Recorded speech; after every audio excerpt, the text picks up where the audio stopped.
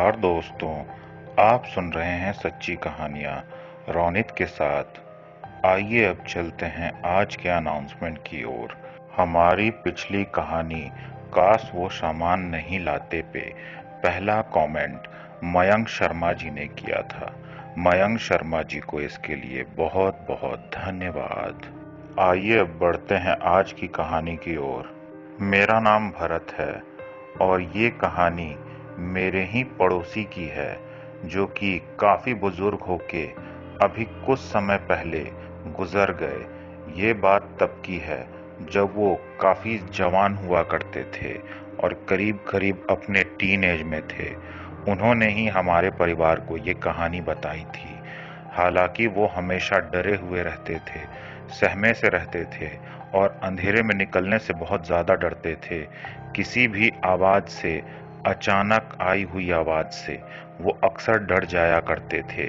और इन सारी चीजों को देखते हुए जब मैंने अपने परिवार से उनके बारे में पूछा तो मेरे परिवार ने उनकी पूरी कहानी मुझे बताई। तब मुझे पता चला कि उनके साथ ऐसा क्या हुआ था जिसके वजह से वो इतने ज्यादा डरते थे हर चीजों से। ये बात काफी पुरानी है।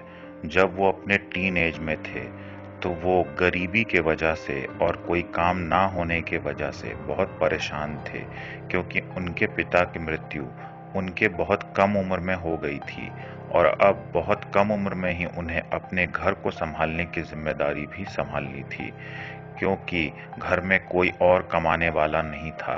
उनकी 3 बहनें भी थीं और उनकी माँ थी, जिसके वजह से उन्हें कुछ काम करके कुछ पैसे लाना बहुत ज़रूरी था।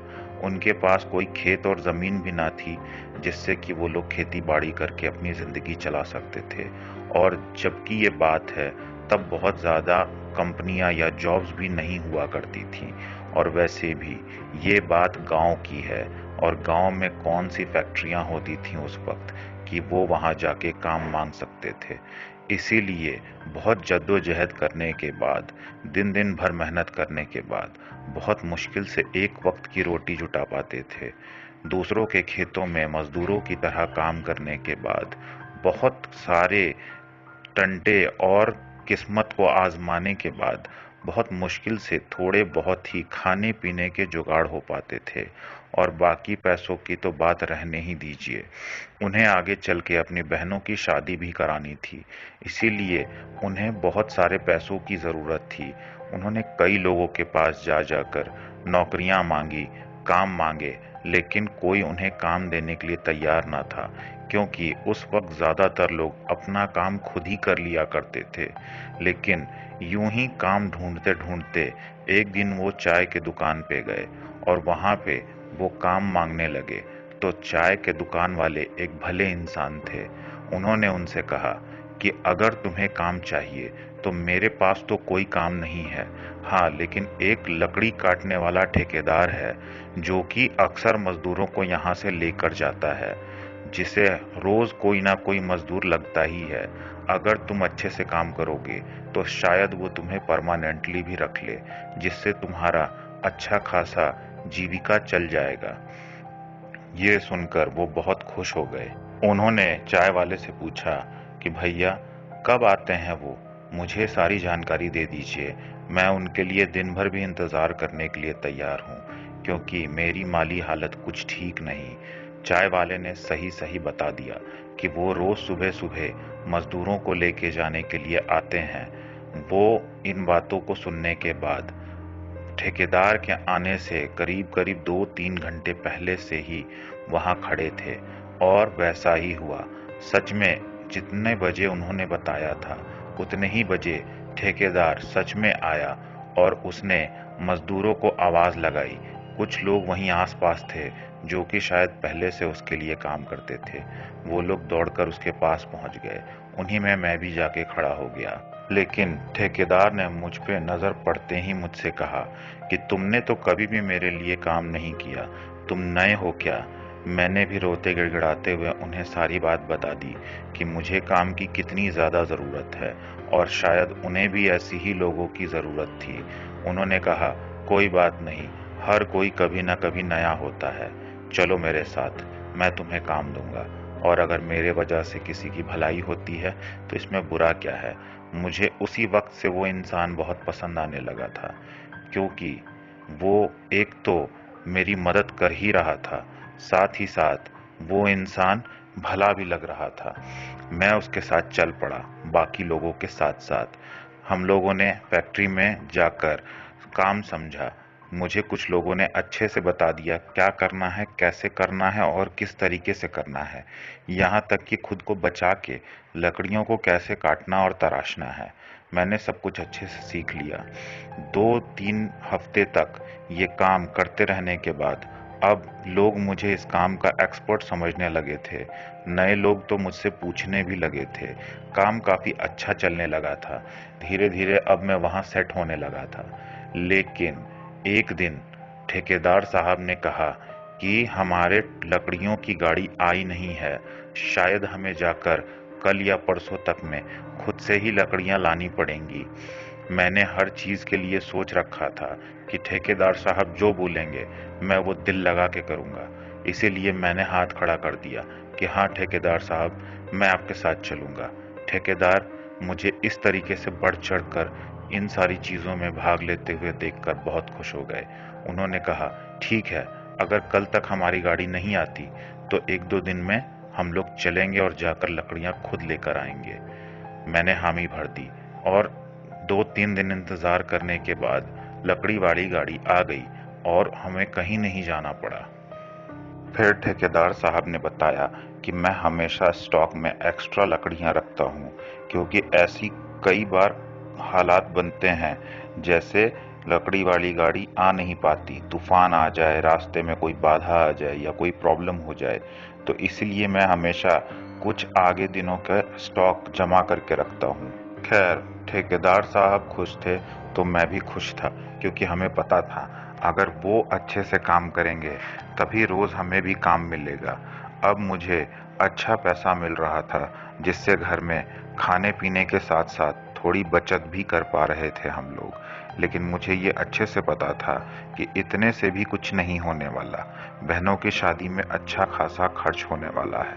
इसीलिए मैंने उनसे एक्स्ट्रा काम मांगना शुरू कर दिया, जिसके वजह से वो भी काफ़ी खुश होते थे कि ये इतना मेहनती है कि अपने काम के साथ साथ अलग से भी काम मांगता है, और वो मुझे हर एक्स्ट्रा काम के लिए अच्छा खासा पैसा भी दे रहे थे। मुझे इससे कोई आपत्ति नहीं थी। हमारा अच्छा कट रहा था, बढ़िया से ज़िंदगी चल रही थी, सब कुछ ठीक था। लेकिन फिर से एक बार वही प्रॉब्लम सामने आ गई। फिर से लकड़ी की गाड़ी नहीं आई। 3-4 दिन वेट करने के बाद भी नहीं। हफ्ता बीत गया, गाड़ी नहीं आई। फिर ठेकेदार साहब खुद जाकर पता करने लगे कि वो गाड़ी क्यों नहीं आ रही। तो पता चला कि वो लोग लकड़ी ही नहीं काट पा रहे तो लकड़ी लेके कैसे आते। अब ठेकेदार साहब को ये अच्छे से पता चल चुका था कि उनके पास भी स्टॉक नहीं है, तो वो लोग लकड़ी लेकर कैसे आएंगे। ठेकेदार साहब ने उनसे उस जगह का पता पूछा जहां से वो लोग लकड़ी काट के लाते थे, क्योंकि ठेकेदार साहब ने ये फैसला कर लिया था कि वो खुद ही जाकर वहां से लकड़ी काट कर ले आएंगे, क्योंकि लकड़ियां नहीं होंगी तो काम कैसे होगा। ऐसा करने के बाद उन्होंने फिर से हम लोगों से पूछा कौन कौन मेरे साथ लकड़ियां काटने चलेगा। हम लोगों ने हामी भर दी, मैंने और मेरे कुछ दोस्तों ने, जो कि वहीं पे बने थे। उसके बाद फैसला हुआ कि ठीक है, हमें सुबह में तो दिन भर काम रहता है, तो हम लोग रात के समय पे लकड़ी काटने जाएंगे ताकि वहाँ कोई दिक्कत पेश ना आए। और रात भर लकड़ी काटने के बाद सुबह में हम लोग आराम करेंगे और बाकी के लोग काम करेंगे, और अगले दिन से सब कुछ वैसा का वैसा चालू हो जाएगा। उस दिन शाम में हमें ठेकेदार साहब ने बोला कि तुम लोग जल्दी घर चले जाओ और जाकर कुछ खा पी कर वापस आ जाओ। मैं भी तब तक घर से कुछ खाने पीने का सामान लेके आ जाता हूँ, ताकि आराम से रात भर में जितनी ज़रूरत है उतनी लकड़ी काटी जा सके। उसके बाद हम लोगों ने ऐसा ही किया, और हम लोगों के साथ जो लोग लकड़ी सप्लाई करते थे उनके भी 2 लोग थे, क्योंकि उनका कहना ये था कि आप लोगों को नहीं पता कि कौन सी लकड़ी काटनी है और कौन सी नहीं। हम लोग उन लकड़ियों पे मार्क करके रखते हैं जिन्हें काटना है। हम लोग जंगल के सिर्फ उन्हीं पेड़ों को काटते हैं जिन पे मार्किंग्स की रहती है। आप लोगों को समझ में नहीं आएगा, इसलिए हमारे भी 2 लोग आप लोगों के साथ रहेंगे। हम लोगों को कोई आपत्ति नहीं थी। हम सभी लोग लकड़ी काटने जाने के लिए तैयार हो चुके थे। सारे साजो सामान भी लेकर अब रेडी थे। उसके बाद ठेकेदार साहब ने कहा, चलो लोड हो जाओ ट्रकों में। हम लोग ने ऐसा ही किया। हम सभी लोग ट्रक में लोड हो गए। उसके बाद हमारा मार्गदर्शन उन दोनों ने करना शुरू कर दिया। जब हम लोग जंगल के पास पहुंचे तो उन लोगों ने जंगल में घुसने का रास्ता बताया और थोड़ी दूर तक ट्रक को लेके जाने का रास्ता बना हुआ भी था। उसके बाद उन्होंने कहा कि अब ट्रक को यहीं रोक दीजिए और ट्रक के लाइट्स को भी बंद कर दीजिए और साथ ही साथ आप लोगों में से कोई भी किसी भी तरीके के लाइट या रोशनी का इस्तेमाल नहीं करेगा जब तक बहुत ज़्यादा ज़रूरी ना हो। इस पे हम लोगों ने पूछना शुरू कर दिया कि बिना किसी रोशनी के हम लोग लकड़ी को काटेंगे कैसे, क्योंकि अगर अंधेरे में इधर उधर कुल्हाड़ी चली गई तो किसी को भी चोट लग सकती है। उसने कहा, एक तो तुम लोगों ने रात में पेड़ काटने का फैसला करके ही गलती की है, और तो और इस जंगल में सिर्फ जानवरों के अलावा और भी ऐसी बहुत सारी शक्तियां और ताकत हैं जो कि तुम्हें नुकसान पहुंचा सकती हैं, और अगर कोई भी रोशनी तुम लोगों ने की तो उससे हम लोग अपने ओर किसी न किसी मुसीबत को आकर्षित ही करेंगे। इसीलिए चुपचाप अपने काम को अंजाम दो। वैसे भी तुम्हारे लकड़ियों के काटने की आवाज इस जंगल में दूर तक गूंजने वाली है। उन्होंने कहा, अब लेकिन जो हम लोग समझा रहे हैं उन सारी चीजों को ध्यान से सुनो और गांठ बांध लो। अगर तुम्हें जंगल में अंदर की तरफ से कोई आवाज आए, गलती से भी उस तरफ मत जाना। अगर तुम्हें कोई अंदर से बुलाए तो भी अंदर मत जाना। अगर गलती से कोई मजदूर जंगल के अंदर चला गया तो उसके चीखने के आवाज पे भी हम लोग उसे बचाने नहीं जाएंगे। और तो और अगर जंगल के अंदर से कोई रोशनी दिखी तो उस रोशनी के तरफ से मुंह फेर लेना, वरना तुम कब उस रोशनी से आकर्षित होकर उस रोशनी की तरफ चले जाओगे तुम्हें पता भी नहीं चलेगा। वो रोशनी इंसानों को सम्मोहित कर देती है। ऐसे ही हम लोगों ने अपने बहुत सारे इंसान, बहुत सारे मजदूर, बहुत सारे लोगों को खोया है और वो लोगों का कभी कोई पता नहीं चला। और तो और अगर तुम्हें कोई विशालकाय आकृति भी दिख जाए या कोई डरावनी सी आकृति भी नजर आए तो तुम लोग में से कोई भी चीखेगा नहीं। सिर्फ लकड़ी काटना बंद कर देना और सभी लोग एक जगह इकट्ठे हो जाना। हम लोग तुम्हें जंगल से बाहर निकलने का रास्ता बताएंगे। बिना आवाज के उसी वक्त हम लोग बाहर निकल जाएंगे। हम लोगों को बहुत अजीब लग रहा था क्योंकि ये सारी चीजें हम लोगों ने पहली बार सुनी थी। वैसे तो हमारा जंगल से कोई लेना देना नहीं था, हम लोग जंगल की तरफ कभी आते जाते भी नहीं थे, लेकिन ये सारी चीजें कुछ ज्यादा अजीब हो रही थी। खैर, उसके बाद भी हमें काम तो करना ही था। ठेकेदार साहब भी कुछ बोल नहीं पा रहे थे, शायद उन्हें भी इन सारी चीजों के बारे में कुछ पता ना था, इसीलिए वो भी चुपचाप उन दोनों की बातों को मंत्रमुग्ध होकर सुन रहे थे, जैसे कि वो कोई छोटे बच्चे हैं और ये लोग उनके अध्यापक। ये दोनों जो बोल रहे थे ठेकेदार साहब भी सिर्फ सिर हिला रहे थे। और उन दोनों के समझाने के बाद ठेकेदार साहब ने कहा, जैसा ये लोग कहते हैं आप लोग भी बिल्कुल वैसा ही कीजिएगा, वरना क्या पता क्या हो जाए। इन लोगों को इस जंगल के बारे में सब कुछ पता है। वैसे शायद ठेकेदार साहब ने कुछ बहुत किस्से इस जंगल के सुन रखे होंगे, इसीलिए उन्हें इतना ज्यादा विश्वास था उन दोनों पे। फिर हम लोगों को इशारा किया गया कि जाओ और कौन कौन से पेड़ को काटना है उस पे अच्छे से मार्किंग कर लो। हम लोगों ने वैसा ही किया और हम लोगों को आदेश मिलते के साथ हम लोगों ने उन पेड़ों को काटना शुरू कर दिया। थोड़े देर तक तो सब कुछ सही चलता रहा और हम लोग उनके सिखाए हुए बातों को अब भूलने भी लगे थे, लेकिन तभी जंगल से कुछ अजीब आवाजें आने लगी। हम लोगों को अब डर लगने लगा था क्योंकि उन्होंने जैसा बताया था वैसा होना अब शुरू हो चुका था। लेकिन हमें जो हिदायत थी, ना ही हम लोग रोशनी करेंगे और ना ही आवाज। हम लोगों ने वैसा ही किया, लेकिन हम लोग पेड़ काटते रहे। उसके बाद जब धीरे धीरे उस जंगल में रोशनी नजर आने लगी। तब हमें ये समझ में आने लगा कि जरूर अब कोई डरावनी आकृति भी दिखेगी, लेकिन हम लोग अपने काम को जारी रखने के अलावा और कुछ नहीं कर सकते थे। हम लोगों ने वैसा ही किया। हम लोग लकड़ी काटते रहे। थोड़ी देर बाद वैसा ही हुआ। जंगल से पुकारने की आवाज, अजीब अजीब सी रोशनी और इधर उधर के भागने और दौड़ने की आवाजें। उसके बाद एक डरावनी सी आकृति दिखी और हम सभी एक जगह इकट्ठा हो गए। हम सभी लोग समझ चुके थे कि अब यहाँ से निकलने का समय हो चुका है, लेकिन वो डरावनी आकृति कुछ ही देर में वापस जंगल में गुम हो गई। तो उन दोनों ने कहा कि ये लोग पीछे हट गए हैं, तो आप लोग अपना काम जारी रख सकते हैं। हम लोग तो पूछना बहुत कुछ चाहते थे, लेकिन उन लोगों ने आवाज करने से मना कर रखा था।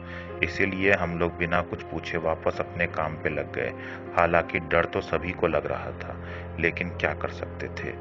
पूछना और आवाज करना मना था, शायद हमारे ही सेफ्टी के लिए। हम लोगों ने भी वैसा ही किया, अपने काम को जारी रखा।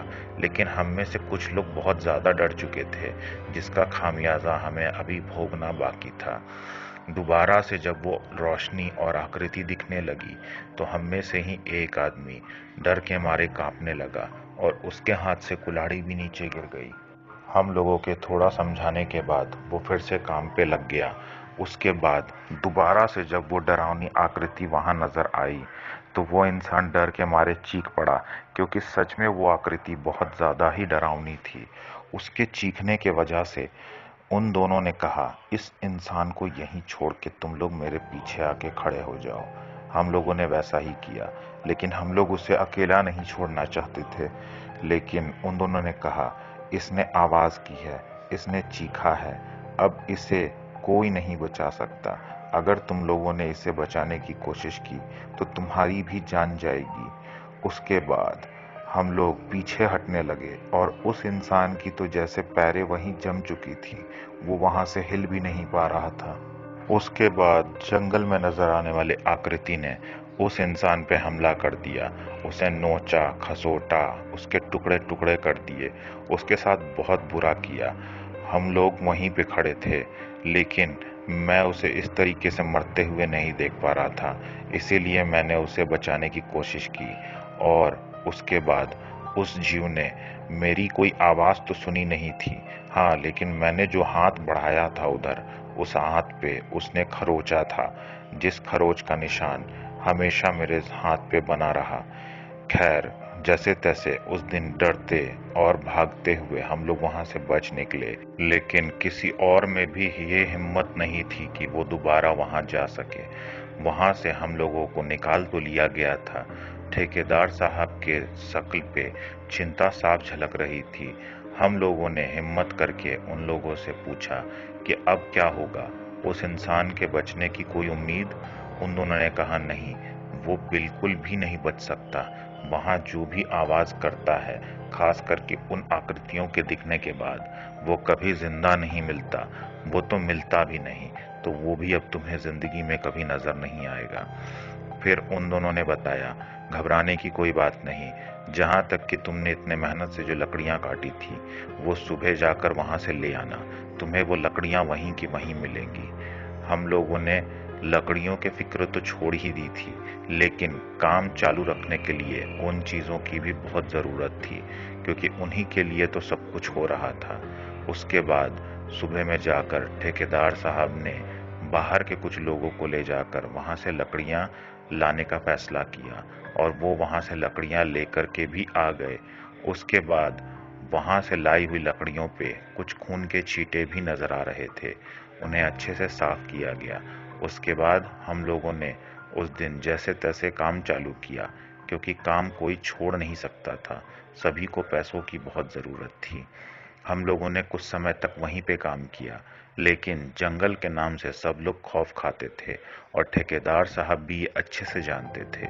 इसीलिए अगर कभी ऐसी नौबत आती भी थी, तो या तो वो दिन में जाते थे, या तो वो हमें लेकर कभी नहीं जाते थे, क्योंकि उन्हें पता था कि हम लोग बहुत डरे हुए हैं और हम लोग वो हादसा भूल नहीं पाते।